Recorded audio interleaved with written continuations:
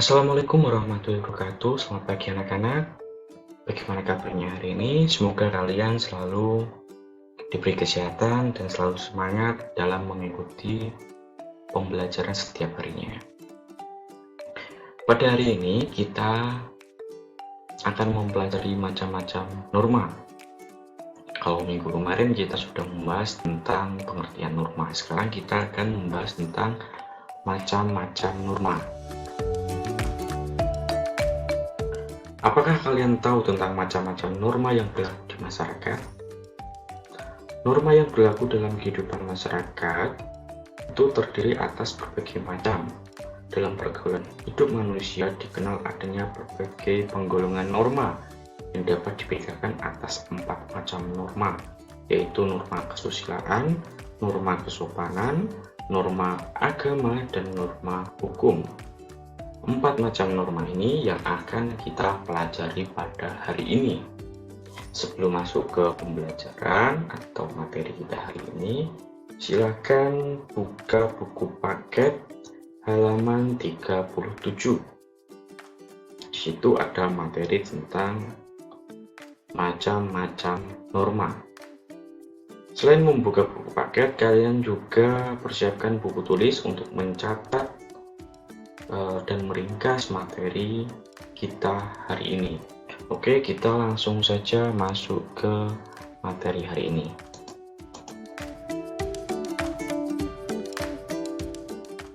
Yang pertama kita akan membahas tentang norma kesusilaan. Norma kesusilaan adalah peraturan hidup yang berkenaan dengan bisikan kolbu dan suatu hati nurani manusia yang diakui oleh setiap orang.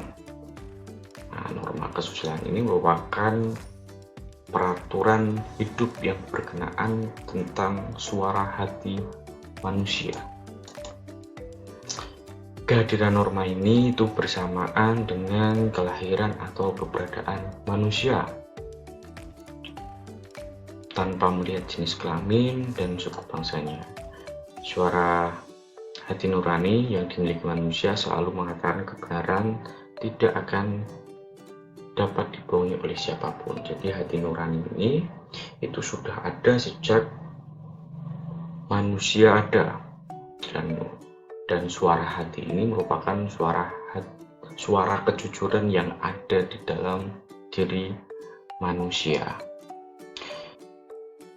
Jika suara hati ini dituruti, maka akan mengarah pada suatu kebaikan karena suara hati merupakan suara kejujuran. Contohnya, seseorang yang memiliki hati nurani itu tidak mungkin mengambil dompet seorang ibu yang jatuh atau tertinggal di tempat umum. Yang kedua, seorang siswa yang mengikuti hati nurani itu tidak akan menyontek ketika ulangan. Karena siswa tersebut tahu menyontek merupakan perbuatan yang salah.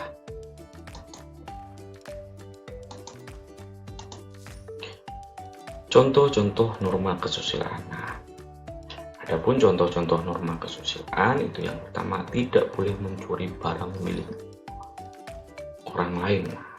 Lebih baik kita meminjam. Kalau tidak meminjam ya kita menabung untuk membeli barang yang belum bisa kita miliki. Jangan melakukan suatu cara yang instan, yaitu dengan cara mencuri. Yang kedua, jangan membunuh sesama manusia, apalagi membunuh. Kita sesama manusia itu harus bisa menghormati, harus bisa menghargai. Ada istilah yang namanya memanusiakan manusia atau humanis. Kita itu harus bisa baik terhadap semua orang. Terus yang ketiga, hormatilah sesamamu, baik muda ataupun tua. Ini kita itu harus memanusiakan manusia, kita harus menghormati, harus sopan santun walaupun orang tersebut muda ataupun tua. Yang keempat yaitu bersikap yang jujur. Nah, ini kita sebagai manusia itu harus bersikap yang jujur. Kenapa? Karena suatu kebohongan Kalau kita berbohong terus, itu lama-lama akan ketahuan karena seperti menyimpan suatu bangkai. Nah, bohong itu diibaratkan suatu bangkai. Kalau kita selalu menutupinya, kebohongan tersebut lama-kelamaan akan terkuak.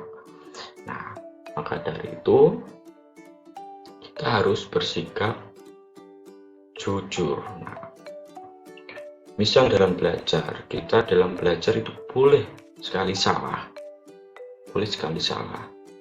Tapi dalam belajar atau dalam sekolah itu kita tidak boleh berbohong. Kalau salah kan masih bisa diperbaiki dengan belajar. Kalau berbohong kan ini susah untuk diperbaiki. Seperti itu. Karena norma kesusilaan ini berasal dari nurani atau hati nurani, maka bagi pelanggar norma kesusilaan akan timbul perasaan penyesalan. Seorang yang melanggar norma kesusilaan akan merasakan menyesal karena perbuatan salahnya tersebut.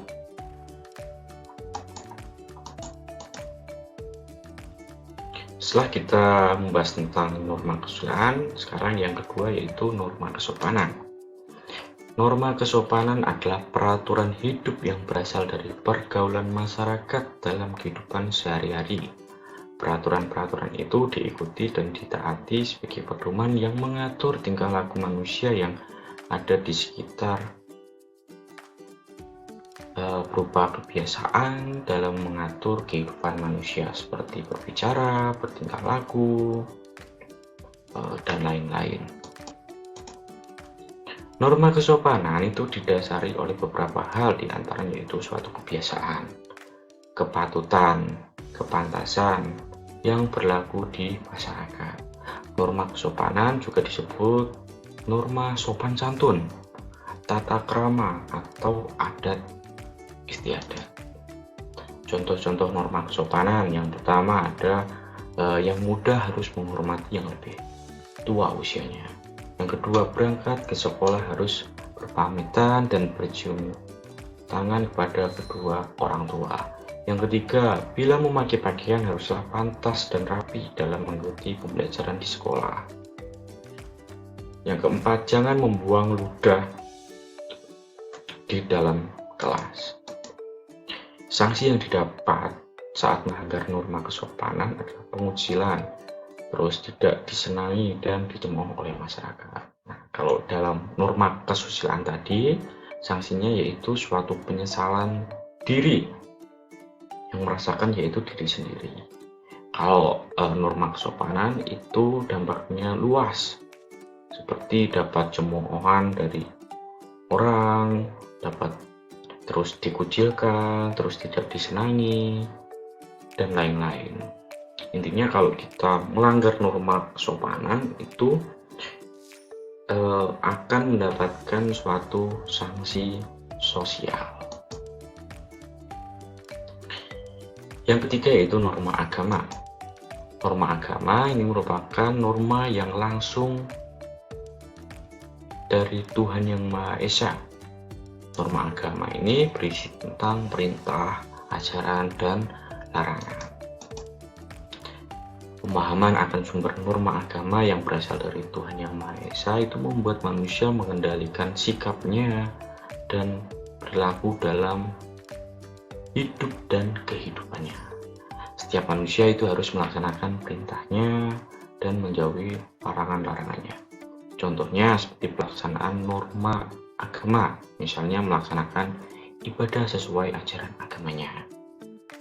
Terus, kalau kita melanggar norma agama adalah perbuatan dosa sehingga pelaku pelanggaran akan mendapatkan sanksi siksaan di neraka. Jika kita tidak mentaati perintah-perintah agama, kita akan mendapatkan dosa dan akan berdampak pada sanksi siksaan di neraka. Seperti itu. Norma agama itu hanya dipatuhi oleh yang beragama, sehingga orang yang ateis merupakan orang yang tidak percaya akan adanya Tuhan, itu tidak mentaati dan mempercayai adanya norma agama. Seperti itu. Nah, di Indonesia itu bukan negara yang mendasarkan pada satu agama, melainkan banyak sekali agama yang ada di Indonesia. Namun negara di Indonesia itu percaya adanya Tuhan, bukan ateis ini. Di Indonesia itu percayakan adanya Tuhan. Hal ini ditegaskan pada pasal 29 ayat 1 Undang-Undang Dasar Negara Republik Indonesia tahun 1945 yang berbunyi, negara berdasarkan atas ketuhanan yang Maha Esa. Pelaksanaan norma agama dalam masyarakat Indonesia bergantung pada agamanya yang dianut dan bersumber pada kitab suci sesuai agamanya masing-masing. Seperti itu.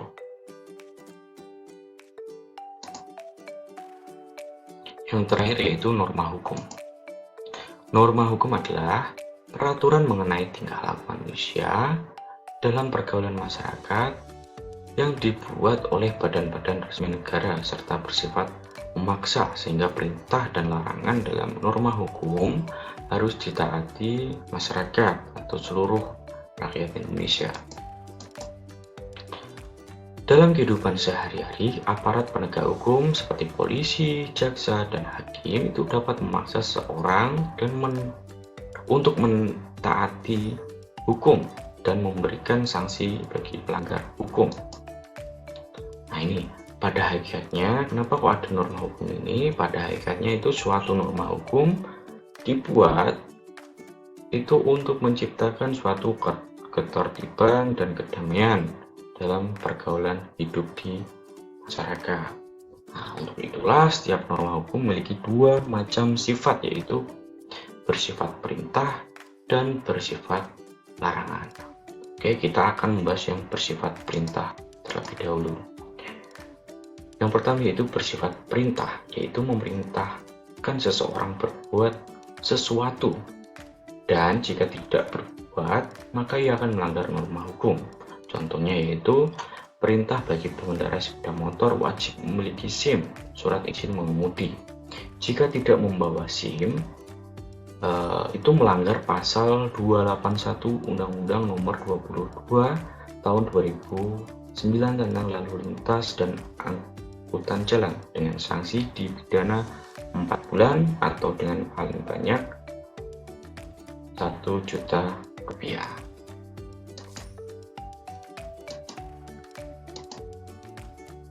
Yang kedua itu bersifat larangan, yaitu melarang seseorang berbuat sesuatu, dan jika seseorang tersebut melakukan perbuatan yang dilarang maka ia akan melanggar norma hukum tersebut.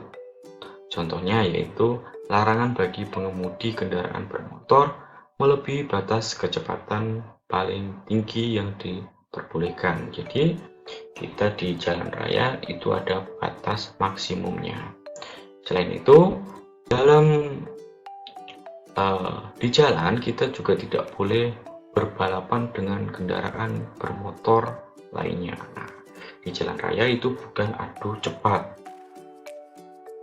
berbeda dengan di sirkuit seperti di MotoGP atau apa, itu boleh cepat-cepatan, boleh balapan. Tapi kalau di jalan raya itu ada aturannya, dan aturannya itu ada pada ketentuan pasal 115 Undang-Undang Nomor 22 Tahun 2019 tentang lalu lintas dan angkutan jalan. Nah ini, negara Indonesia merupakan negara yang melaksanakan norma hukum. Hal ini dapat dilihat dalam pasal 1 ayat 3 Undang-Undang Dasar Negara Republik Indonesia tahun 1945 yang berbunyi negara Indonesia adalah negara hukum. Sebagai negara hukum, sudah menjadi kewajiban dalam pemerintah dan seluruh rakyat Indonesia untuk menegakkan hukum dalam kehidupan sehari-hari. Oke, sekian pembelajaran pada hari ini tentang macam-macam norma. Jika ada yang tanyakan, silakan tanya dan beri Bapak. Sekian dari saya. Wassalamualaikum warahmatullahi wabarakatuh.